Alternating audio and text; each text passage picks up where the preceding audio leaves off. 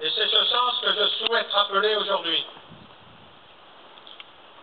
Nous voulons ici nous souvenir qu'il y a 69 ans, l'Allemagne nazie signait l'aide de capitulation sans condition, le 7 mai à Reims, puis le 8 à Berlin. Acte qui mettait fin au conflit le plus meurtrier que l'humanité ait connu. 8 mai 1945, la Seconde Guerre mondiale s'achève en Europe. Au terme de ce conflit, d'une violence inouïe, les armées alliées sont victorieuses et la France est présente à la table de la capitulation allemande. La France et les Français ont pendant plus de 4 longues années subi l'occupation, la domination et les humiliations nazies.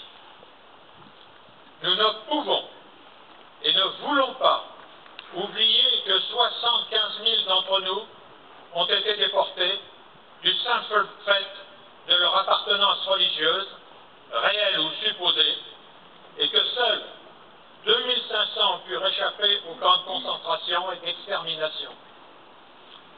Nous ne pouvons et ne voulons pas oublier que 86 000 d'entre nous ont été déportés parce qu'ils avaient osé résister à l'occupant et brandi le drapeau de la liberté.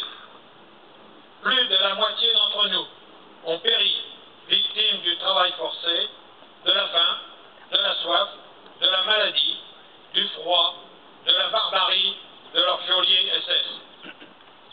Nous ne voulons pas oublier que la victoire des soldats américains, anglais, soviétiques, français, tous alliés dans la lutte contre la barbarie nazie, a permis aux prisonniers de guerre et aux requis du service du travail obligatoire en Allemagne de rentrer en France, d'y retrouver leur famille, leurs amis, leur patrie, la liberté. Mais dans ce cimetière de Noyer-Saint-Martin, où reposent les dépouilles de 4 598 citoyens soviétiques